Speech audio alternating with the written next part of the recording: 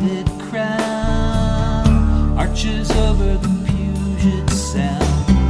Berenice's hair drapes the horizon to the full air.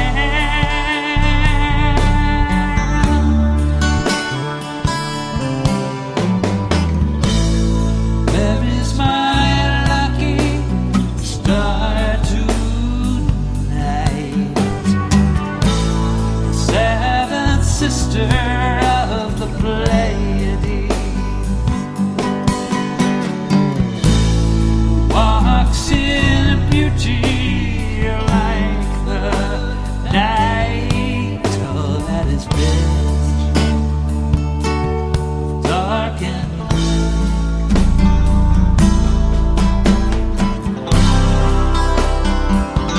now lost to me.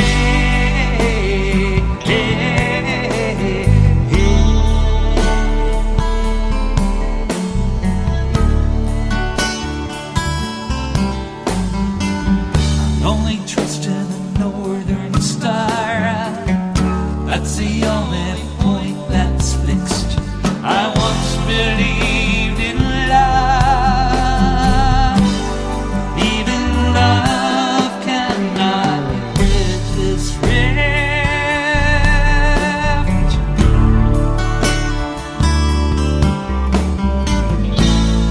Where is my lucky star tonight? The seventh sister of the Pleiades, who walks in a beauty like the night. Night Dreams Talk Radio Network brings you the World Paranormal News with James Creechbaum. Now, the latest news. I'm James Creechbaum with the Paranormal and World Changes News. A family in Missouri claimed to have had an encounter with a white Bigfoot.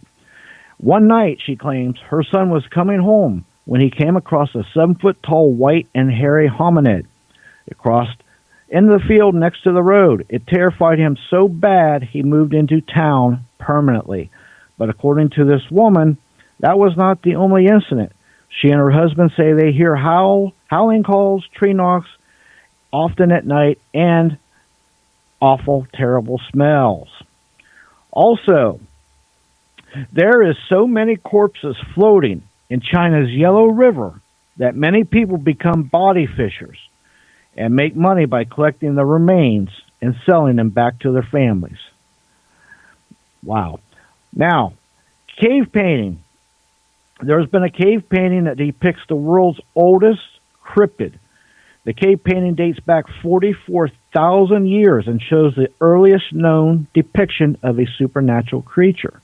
Now, the painting is situated in an Indonesian island of Sulawesi, and the painting depicts a half-human, half-animal, and it's some kind of hybrid, and that dates back 44,000 years.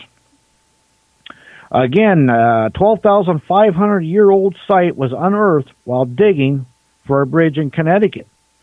Apparently, workers were digging in a bridge, doing some work, and they come across this ancient site that is 12,500 years old, and it dates just right after the Ice Age. And they're still finding stuff on that, and that's going to be exciting news whenever that stuff comes out as well. So we'll stay tuned for that. Also, if you're dreaming about being lost, usually occurs when you are having a conflict and deciding how to react to a situation in real life. It may also indicate that you are scared of your actions committed in the past. That's something to think about.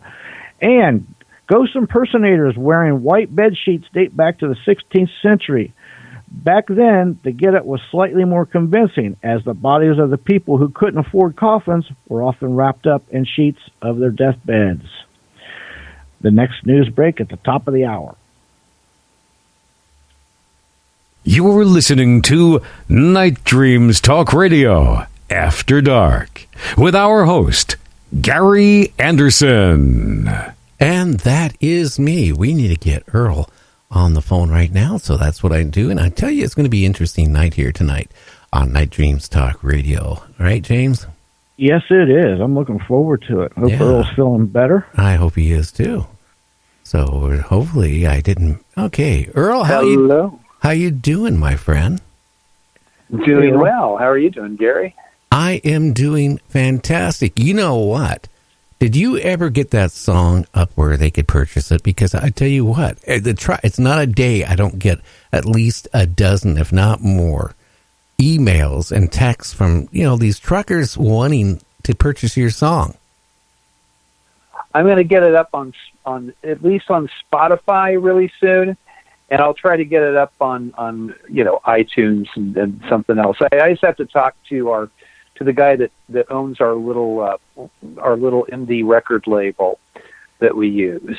Now, you can, if anybody wants to find stuff I've done in the past, Piper Gray was the name of my duo. We have two albums that are up on for purchase. CD Baby, you can get it there. You can get it on iTunes, and but yeah, I'm going to get that up. I've just been so busy, I haven't had a chance to think. Oh yeah, how you feeling? You feeling any better today than yesterday? I'm doing okay. I'm a nurse, and I started catching something that my patient has. So I real quick went and got antibiotics, and I think I cut it off at the pass. So it seemed like, yesterday I was feeling pretty bad, but today I'm already feeling a little bit better. So there you go. Yeah, I know yesterday I was going to actually cancel the show myself and get a hold of the guests, but then all of a sudden I started reading my emails, and both of my guests had the flu. And I'm going, oh, wow, because I don't even feel good right now. I'm on like a lot of cold medication just to, talk right now. So if I'm a little bit not myself, that's because I'm on medication trying to, make it through here tonight. But it was really strange. We're all going to sound like Joe Cocker or something tonight, or something, or not be able to talk at all. Like one of the things. Yeah. Well, I'm nursing a dark porter beer here, so I should be okay. Why did you say that? I've been all day craving a dark beer, or something. I'd have this thing for a sweet dark beer. Oh, I got a good one. I don't know if you want me to tell you on the air what it is. Oh, go ahead. What type of beer is it? It's called Old Rasputin. It's by North Coast Brewing Company, and it's really good. I mean, the motto that they have on the bottle, it says, "Never say die." and Rasputin, if you know anything about him, he was kind of this mystical character, and he's sort of a magus in his own right back in the day. But anyhow, they named the beer after him. But I guess he was an Eastern Bloc guy. But this is an American-made. It's not a small brewery anymore. It's North Coast Brewing Company. I mean, you can find it on tap in a lot of the better, ale houses and stuff. Interesting. I used to hate beer, or at least American beer. We didn't have anything but Budweiser and Coors and stuff, And but when microbrews kind of took over about 10, 15 years ago, we watched that change, and now we actually have the best beer in the world. I tell you, we do. You just have to kind of look for it, We do. I went in, when I was riding my motorcycle here, last, I'd say around May, there is a microbrewery right by where I live. So we had to stop in there after the ride. And, I went to use the restroom, and one of my friends got me a beer. It was a mixture of beer and whiskey. Oh, my. And I tell you what, I could barely drink it, but I only had one glass. But I tell you, I had to ride home about 2 miles, and it was so hard to ride. Just trying to figure out which way was up. You have to watch them now, I mean, this one, I think it's 9% or something. So, it's like you don't want to drink the whole bottle. And, you can drink the whole bottle in one sitting if you're going to go to sleep soon, you know. Yeah. But yeah. So, getting back to you, when did you get involved? Besides, we're going to talk about UFOs, but I want the listeners to know about Earl Grey. When did you get involved with music? When did it become a passion for you, Earl? Music became a passion for me when I was about 12 years old. I started writing songs on, like, I don't know if you remember the little plastic chord organs you used to be able to buy back in the late 1960s, early 1970s. They were kind of silly, but they would have, it was almost like an accordion, but you didn't have to, do the squeeze box thing with it, right? Oh, I remember getting one of those for Christmas. Yeah, and that was kind of my first instrument. My first instrument was an accordion, which I didn't get really close to. That was my parents' idea of, let's get Earl a musical instrument. And that just, it's like you can only play Roll Out the Barrel so many times. But once I got, I got a little chord organ. I think they were very inexpensive. They were made out of plastic. But I could actually, play chords with the left hand and play notes with the right. And I started writing these little songs, they just kind of came out of the air to me. And back when I was about 13 years old, my mom got me my first guitar. It was Christmas time, and I wanted a drum set, right? I wanted the drums because I can pound on drums, and that's what a teenager wants to do, is hit stuff, I got before you go into it, I got a funny thing, and I'm going to share something real quick.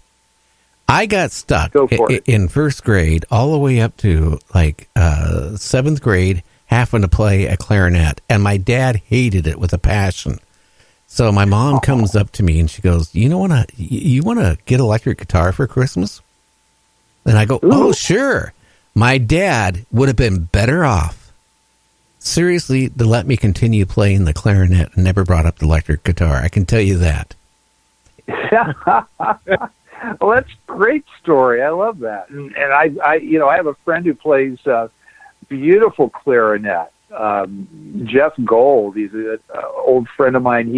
He was sort of heavy in the music industry in New York back in the 80s and stuff, but he still plays clarinet beautifully.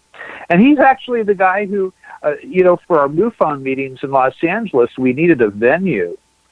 And we had a venue that we had earlier that was really, it was kind of expensive. I mean, we had to put out of pocket for insurance and stuff, and it was kind of a problem.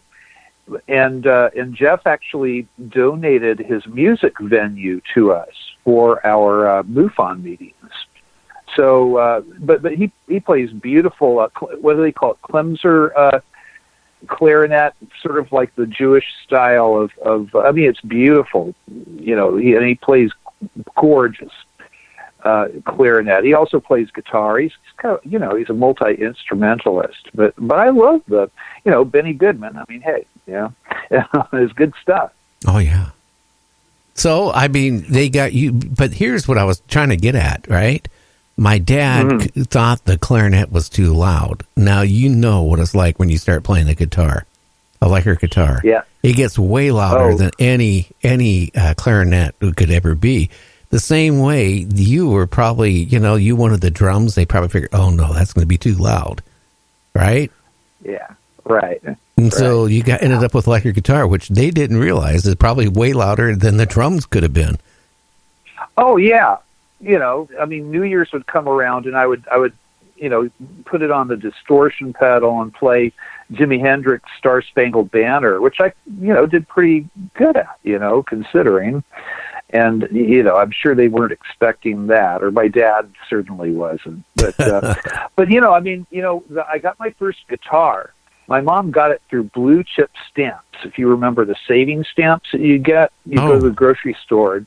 Yeah, they give you trading stamps. And you'd paste them in a book,